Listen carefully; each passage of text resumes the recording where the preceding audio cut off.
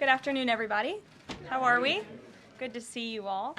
I have a few announcements off the top today. The historic Liberation Day announcement last week by President Trump made it very clear that the era of American economic surrender is over.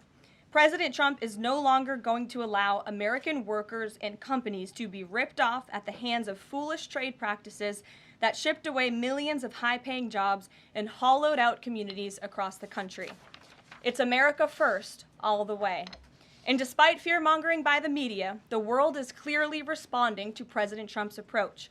Just yesterday, President Trump held a bilateral meeting with Israeli Prime Minister Benjamin Netanyahu here at the White House. The Prime Minister pledged to immediately eliminate America's trade deficit with Israel and remove their trade barriers. Israel's proactive approach should serve as a model for the rest of the world. Also yesterday, the President spoke with Japan's Prime Minister, who wants to negotiate as well. The President also spoke to the acting President of South Korea this morning. He has tasked Secretary Bessent and U.S. Trade Representative Jamieson Greer to lead these talks. In total, since the Liberation Day announcement, nearly 70 countries have already reached out to the President to begin a negotiation.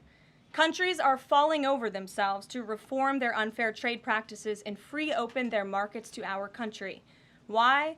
Because these countries greatly respect President Trump in the sheer power of the American market.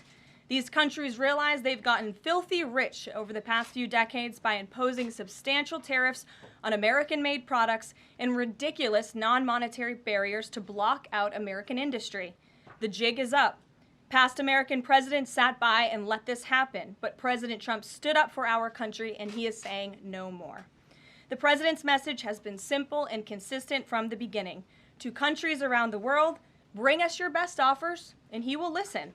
Deals will only be made if they benefit American workers and address our nation's crippling trade deficits. America does not need other countries as much as other countries need us, and President Trump knows this.